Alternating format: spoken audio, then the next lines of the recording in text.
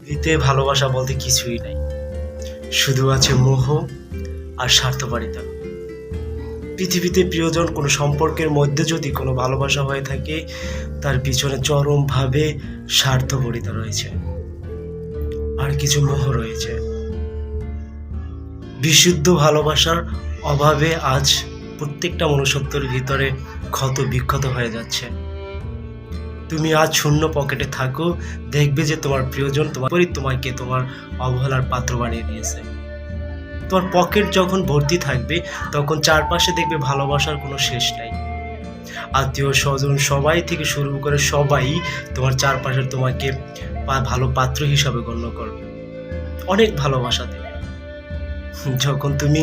যখন তোমার পকেটে শূন্য হয়ে যাবে, তখন চারপাশের বন্ধু বান্ধব এবং চারপাশের সবাই তোমাকে অবহেলার পাত্র বানিয়ে দেবে।